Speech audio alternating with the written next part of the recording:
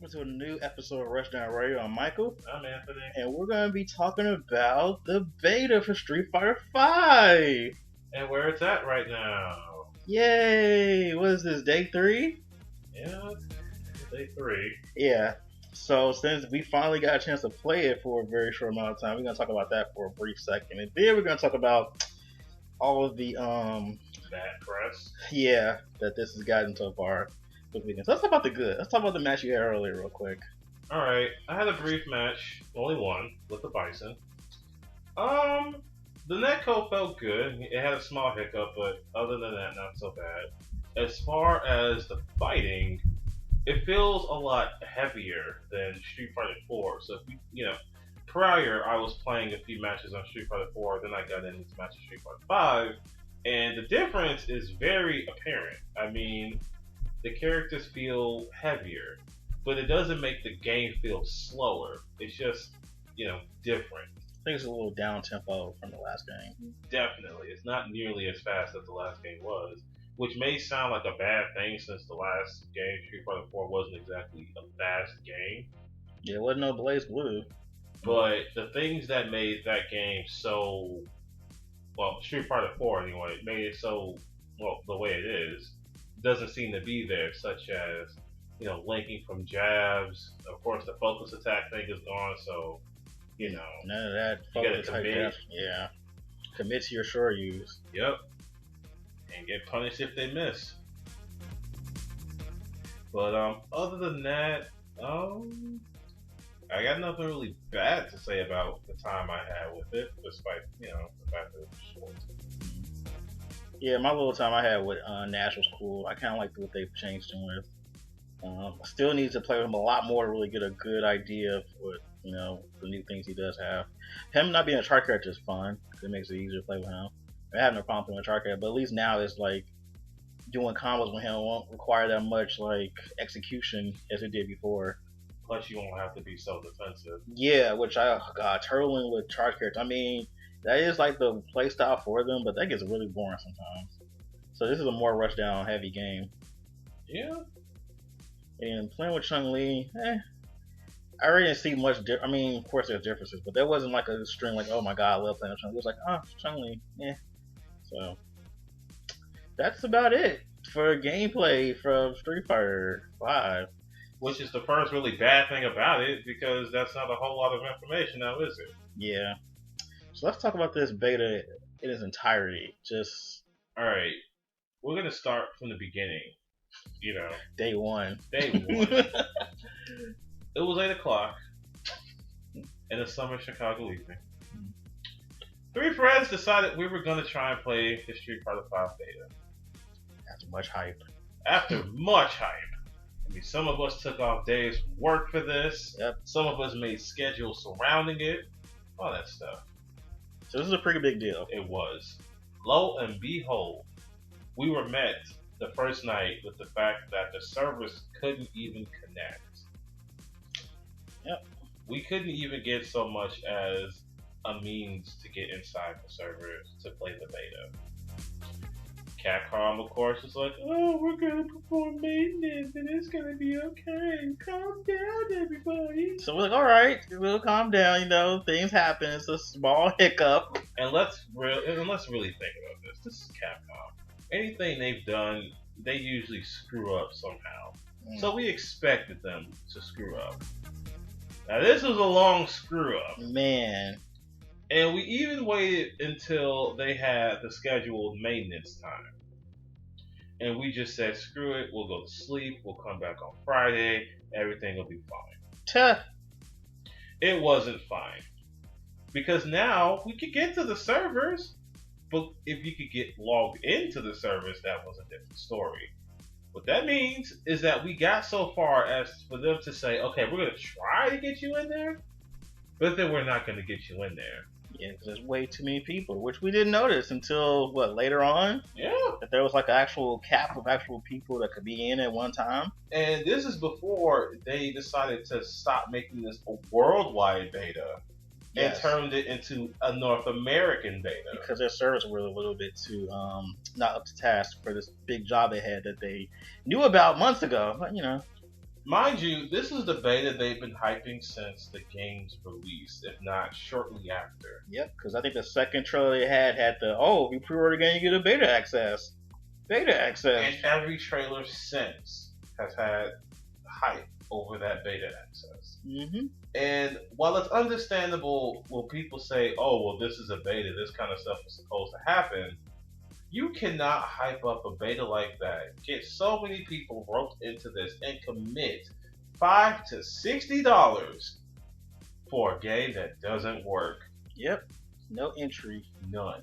So I'm going to chime in really quick about whole betas and how that works. The whole process of a beta is to test the gameplay and the functionality of the online infrastructure.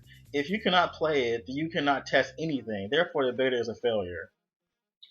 Now, let's shove aside many of the criticisms from, oh, well, just let us in the training mode to, well, this is why you should have had an offline versus.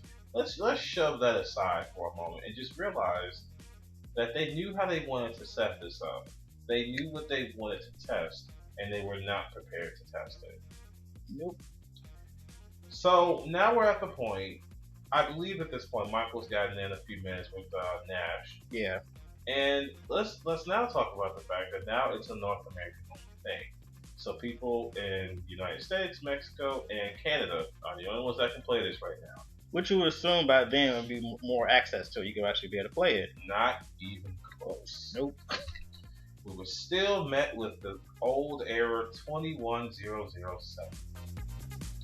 Which meant that the servers were at capacity, as we soon later learned, as I frantically checked the Twitter page of Street Fighter. Before that, it was Yoshiono's Twitter feed that I was looking at, but he stopped posting because he's somewhere else. Yeah, I think he just got tired of people inboxing him and stuff. Yeah.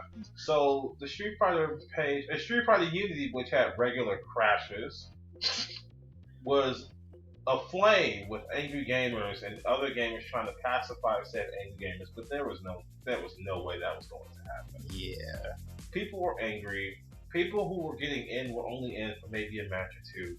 And then there was those lucky few that may have gotten 2-3 hours. And then there was the mysterious case of how these people keep streaming.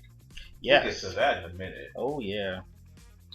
So, I was able to get in for maybe 10-15 minutes. Well, me and Michael collectively, because I got a match in, and then he got to play Chun-Li for training mode.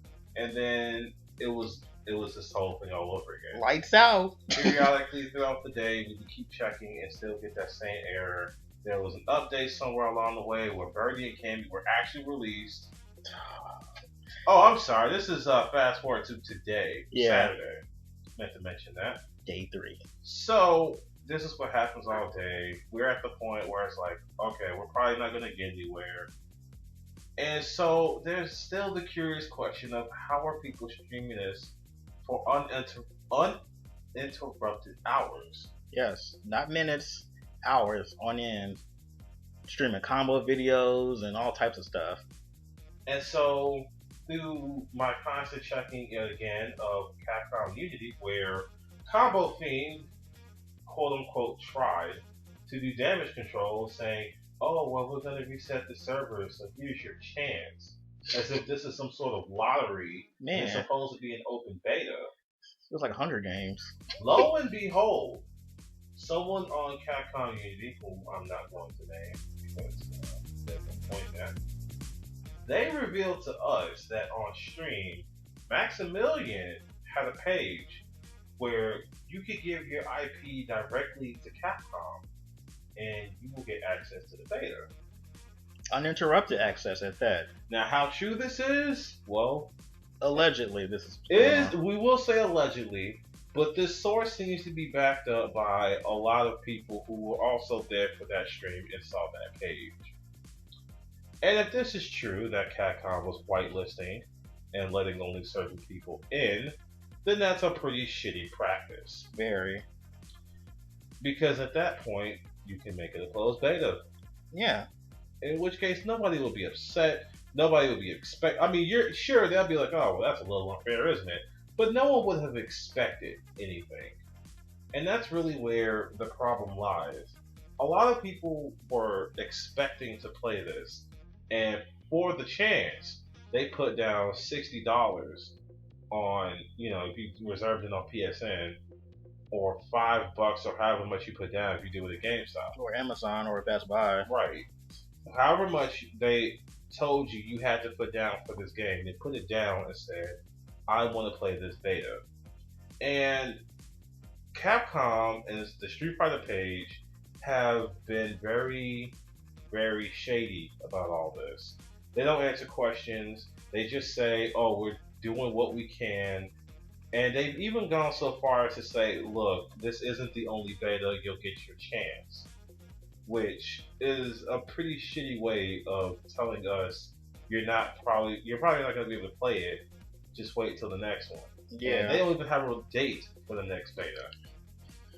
Yeah, that's where the huge problem lies with all of that, because this was a really heavily announced public access beta at that. So you have people, you have thousands. No, I'm gonna say millions. I'm gonna say millions because that's a pretty fair number, especially worldwide. You have millions of people trying to access this one beta, and then to find out that, oh well, if you were a YouTuber or a Twitch person who has a big following, yeah, you would have got in. But unfortunately, if you're not, then you just maybe be lucky. You might be lucky enough to play for a few minutes, and then, oh well, kick you out arbitrarily at that. So for them to do that, it just feels like, what was the point of it all to begin with?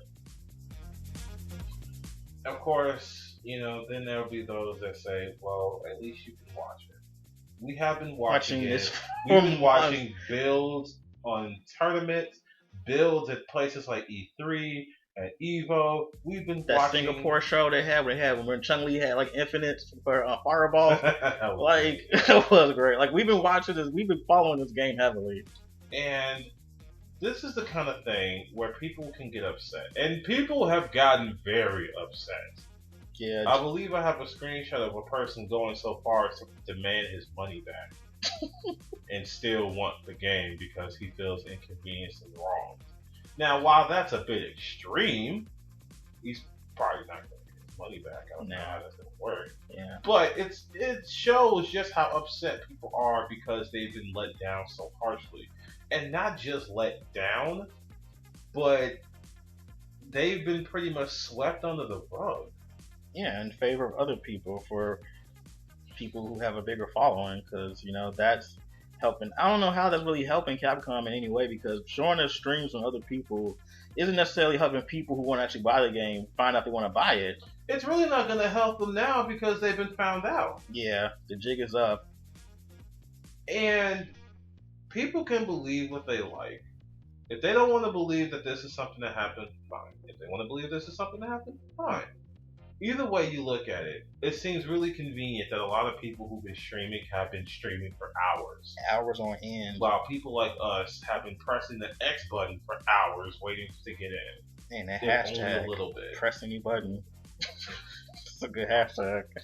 So take what you will from it, but the general theme here is the fact that this beta is a failure. A complete and utter failure. And Capcom will probably do nothing about it. Because when things fail for Capcom, they just kind of say, well, what do you want us to do? You want us to cancel it? They're not. Well, my final thoughts on this is that they need to take a cue from other companies who've done betas like this. Like Square Enix's beta for Final Fantasy XIV Realm Reborn was amazing because you actually got to play the game. You didn't get kicked out, and if you did get kicked out, you can get back in. It wasn't that big of a deal if you got kicked out. Whereas this, for a fighting game, I felt like wouldn't take as much effort as a MMORPG. I mean, I could be wrong, but I doubt it.